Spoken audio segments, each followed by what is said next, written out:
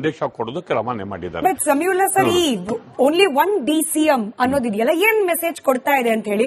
ಯಾಕಂದ್ರೆ DK ಶಿವಕುಮಾರ್ ಅವರು multiple DCM ಬೇಡವೇ ಬೇಡ ಅನ್ನೋ ಹಠದಲ್ಲಿದ್ರು ಅನ್ನೋ ಮಾಹಿತಿಗಳು ಸಿಕ್ತಿತ್ತು.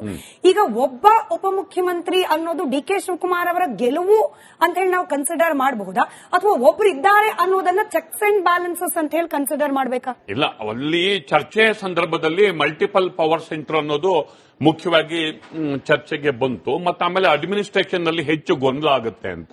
ಇವೆಲ್ಲಕ್ಕಿಂತ ಹೆಚ್ಚಾಗಿ ಕೆಲವು ಜೂನಿಯರ್ಸ್ ಅನ್ನ DCM ಮಾಡಿದ್ರೆ ಸೀನಿಯರ್ಗಳು ನಾವು ಅವ್ರ ಕೈ ಕೆಳಗೆ ಮಂತ್ರಿಗಳಾಗಿ ಕೆಲಸ ಮಾಡೋದಕ್ಕೆ ನಮಗೆ ಕಷ್ಟ ಅನ್ನೋದು ಪ್ರಮುಖವಾಗಿ ಅಲ್ಲಿ ಚರ್ಚೆಗೆ ಬಂತು. ಆಮೇಲೆ ಸಿದ್ದರಾಮಯ್ಯನವ್ರು ಏನು ಅಂದ್ರೆ ನಮ್ದು ಅಹಿಂದ ಅನ್ನೋದು ನಮ್ದೊಂದು ಫಾರ್ಮುಲಾ ಆಗಬೇಕು ಮತ್ತು ಆ ಸಮುದಾಯದ ನಾಯಕರಿಗೆ DCM ಪೋಸ್ಟ್ ಅನ್ನ ನಾವು ಕೊಟ್ಟಿದ್ದೇವೆ ಅಂತ.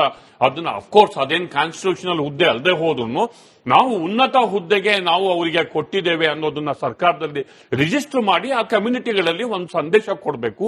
ಅವು ನಮಗೆ ಇಂಟ್ಯಾಕ್ಟ್ ಆಗಿ ಒಂದು ಫಾರ್ಮುಲಾ ಆಗಿ ವೋಟ್ ಬ್ಯಾಂಕ್ ಫಾರ್ಮುಲಾ ಉಳ್ಕೊಳ್ಳುತ್ತೆ ಅಂತ ಅವರು ಬಲವಾಗಿ ಪ್ರತಿಪಾದನೆ ಮಾಡಿದ್ರಾದ್ರೂ ಕೂಡ ಅದನ್ನ DK ಶಿವಕುಮಾರ್ ಸ್ಪೆಸಿಫಿಕ್ ಆಗಿ ಒಪ್ಪಿಲ್ಲ. ಅವರು ಅದರ ಪರಿಣಾಮವಾಗಿ ಕಡೆಗೆ ಒಂದು ಪರಮೇಶ್ವರ್ ಅವರಿಗೆ ದಲಿತ ಸಮುದಾಯದ ವ್ಯಕ್ತಿ ಮುಖ್ಯಮಂತ್ರಿ ಆಗಬೇಕು ಅಂತ ರೇಸಲ್ಲಿ ಇದ್ದವರು ಆ ಸಂದರ್ಭದಲ್ಲಿ ಅವ್ರು ಬಿಟ್ಟು ಅಟ್ಲೀಸ್ಟ್ DCM ಆದ್ರೂ ಮಾಡಿದ್ರೆ ಆ ಸಮುದಾಯಕ್ಕೆ ಒಂದು ಸಿಗ್ನಲ್ ಹೋಗುತ್ತೆ, ನಾವು ದಲಿತರ ಪರವಾಗಿದ್ದೀವಿ ಅನ್ನೋದನ್ನ ತೋರಿಸ್ಕೊಡೋದಕ್ಕಾದ್ರೂ ಮಾಡೋಣ ಅಂತ ಹೇಳಿ ಕಡೆಗೆ ಪರಮೇಶ್ವರ್ ಒಬ್ರನ್ನ ಮಾಡಿರೋದು ಅಷ್ಟೇನೆ. ಅದು ಬಿಟ್ಟು ಎಲ್ಲೋ ಒಂದ್ ಕಡೆ ಎಲ್ಲರೂ ನಾವು ಎಲ್ರನ್ನೂ ವಿಶ್ವಾಸಕ್ಕೆ ತೆಗೆದುಕೊಳ್ಳೋದಕ್ಕೆ ಪ್ರಯತ್ನ ಪಡ್ತಿದೀವಿ ಅಂತ ಹೇಳಿ ಲಿಂಗಾಯತರು ಒಂದ್ 4 ಜನ ಲಿಂಗಾಯತರು, 3 ಜನ ಒಕ್ಕಲಿಗರು, 2 ಕುರುಬರು, ಈ ತರ ಒಂದು ಎಲ್ರಿಗೂ ಅವಕಾಶ ಕೊಟ್ಟಿದೀವಿ ಅಂತ ತೋರಿಸ್ಕೊಡೋದಕ್ಕೆ ಮಾಡಿದ್ದಾರೆ ಹೊರತು ಹೊಸ ಮುಖಗಳಿಗೆ ಮೊದಲನೇ ಕಂತಲ್ಲಿ ವುಮೆನ್ನು, ಮೊದಲನೇ ಕಂತಲ್ಲಿ ಒಂದಿಷ್ಟು ಹೊಸ ಯಂಗ್ ಫೇಸ್ಗಳಿಗೆ ಒಂದು ಸಿಂಬಾಲಿಕ್ ಆದ್ರೂ ಕೊಡಬೇಕಾಗಿತ್ತು. ಇವತ್ತು ವುಮೆನ್ ಒಬ್ಬರಾದ್ರೂ ಮಹಿಳೆ ಇವತ್ತು ಮೊದಲನೇ ಬ್ಯಾಚ್ ಅಲ್ಲಿ ಅವ್ರ ಹೆಸರನ್ನ ಫೈನಲೈಸ್ ಮಾಡಬೇಕಾಗಿತ್ತು. ಇದು ಯಾಕೋ ಅದು ಆ ವಿಚಾರದಲ್ಲಿ ಮಾತ್ರ ನನ್ನ ಆಕ್ಷೇಪ ಇದೆ. ಮತ್ತೆ ನೋಡಿದವರಿಗೂ ಕೂಡ ಮುಂದೆ ಮಾಡಬಹುದು, ಇನ್ನೂ 12-13 ಸೀಟ್ಗಳು ಇನ್ನೂ ಬಾಕಿ ಇದೆ, ಮುಂದೆ ಕೊಡಬಹುದು ಅಂತ. ಬಟ್ ಮೊದಲನೇ ಬ್ಯಾಚ್ ಅಲ್ಲಿ ಒಬ್ಬ ಮಹಿಳೆನಾದ್ರು ಕೊಟ್ಟಿದ್ರೆ ಅದು ಚೆನ್ನಾಗಿರ್ತಿತ್ತು ಅನ್ನೋದು ನನ್ನ ವ್ಯಕ್ತಿಗತವಾದಂತಹ ಲೆಕ್ಕಾಚಾರ. ಅವ್ರ ಚೀಫ್ ಮಿನಿಸ್ಟರ್ ಅವರ ವಿವೇಚನೆಗೆ ಬಿಟ್ಟಿದ್ದು, ಅವ್ರ ತಲೆನಲ್ಲಿ ಏನೇನಿದೆಯೋ ಯಾವ ತರ ಫಾರ್ಮುಲಾ ವರ್ಕೌಟ್ ಮಾಡ್ತಾರೋ ನನಗಂತೂ ಗೊತ್ತಿಲ್ಲ. ಸದ್ಯಕ್ಕಂತೂ ಇದು ಒಂಥರ ಹಳೆ ಸರ್ಕಾರದ ಮುಂದುವರೆದ ಭಾಗ ಅಂತ ಹೇಳಿ ನನಗೆ ಮೇಲ್ನೋಟಕ್ಕೆ ಅನ್ಸುತ್ತೆ. ಇವನ್ DCM ವಿಚಾರದಲ್ಲಿ 4 ಜನ DCM ನ ಮಾಡಬೇಕು ಅನ್ನೋದ್ರ ಚರ್ಚೆ ಆರಂಭದಲ್ಲಿ ಆಯ್ತು. ಲಿಂಗಾಯತ ಸಮುದಾಯಕ್ಕೆ ಪ್ರಾತಿನಿಧ್ಯ ಕೊಡಬೇಕು, ದಲಿತ ಸಮುದಾಯಕ್ಕೆ ಪ್ರಾತಿನಿಧ್ಯ ಕೊಡಬೇಕು, ಹಿಂದುಳಿದ ವರ್ಗಕ್ಕೆ ಪ್ರಾತಿನಿಧ್ಯ ಕೊಡಬೇಕು ಅಂತ. ಬಹುಶಃ DK ಶಿವಕುಮಾರ್ ಇದನ್ನ ಪ್ರತಿಷ್ಠೆಯಾಗಿ ತಗೊಂಡ್ರ, ಯಾವುದೇ ಕಾರಣಕ್ಕೂ DCM ಹುದ್ದೆ ಬೇಡವೇ ಬೇಡ ಅಂತ ಅಂತಿಮ ಹಂತದವರೆಗೂ ಪ್ರಯತ್ನ ಮಾಡಿದ್ರು ಅಂತ ಕೇಳಿಬಂತು. ಆದ್ರೆ ಪರಮೇಶ್ವರ್ ಅಂತ ಬಂದಾಗ ಸೈಲೆಂಟ್ ಆಗ್ಬಿಟ್ರ ಹೇಗೆ? ಅಲ್ಲ, ನಿಜ ಅದು. ಅವರು ರೀಸನ್ ಕೊಟ್ಟಿದ್ದೇನು ಅಂದ್ರೆ ಅವರು ಬಲವಾಗಿ ವಿರೋಧ ಮಾಡಿದ್ದು. ರೀಸನ್ ಕೊಟ್ಟಿದ್ದೇನು ಅಂದ್ರೆ ಮಲ್ಟಿಪಲ್ ಪವರ್ ಸೆಂಟರ್ಗಳು ಆಗ್ತವೆ ಅನ್ನೋದು. ಮಲ್ಟಿಪಲ್ ಪವರ್ ಸೆಂಟರ್ ಆಗ್ತವೆ ಅಂತಂದ್ರೆ ಮುಖ್ಯಮಂತ್ರಿ ಪ್ರಭಾವ ಕಮ್ಮಿ ಆಗುತ್ತೆ ಅಂತ.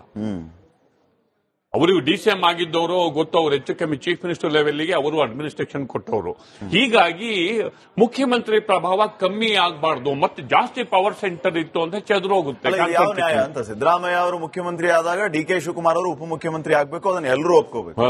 DK ಶಿವಕುಮಾರ್ ಮುಖ್ಯಮಂತ್ರಿ ಆಗ್ತೀನಿ, ಮುಖ್ಯಮಂತ್ರಿ ಅಂತ ಆದ್ಮೇಲೆ ಅವರಿಗೆ ಹೆಚ್ಚು ಪವರ್ ಇರುತ್ತೆ, ಡಿಸ್ಕ್ರಿಷನರಿ ಪವರ್ ಅಂತ ಇರುತ್ತೆ.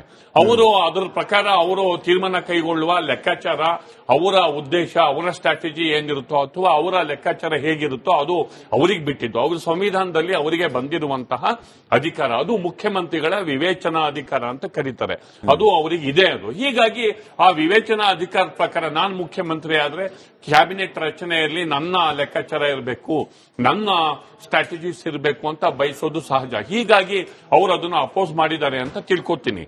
ಹೀಗಾಗಿ ಯಾರಾದರೂ ಆಗ್ಲಿ ಹೊರಗಿನವರು, ಪಾರ್ಟಿಯ ಲೀಡರು ಅದನ್ನ ಸಲಹೆ ಅಂತ ಕೊಡಬಹುದೇ ಹೊರತು ಅಂತಿಮವಾಗಿ ಮುಖ್ಯಮಂತ್ರಿಗೂ ಕೂಡ ಅಧಿಕಾರ ಇರುತ್ತೆ ಈ ವಿಚಾರದಲ್ಲಿ.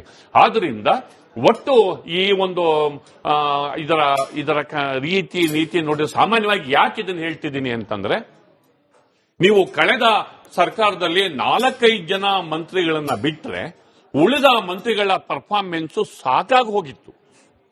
ಸಿದ್ದರಾಮಯ್ಯನವರು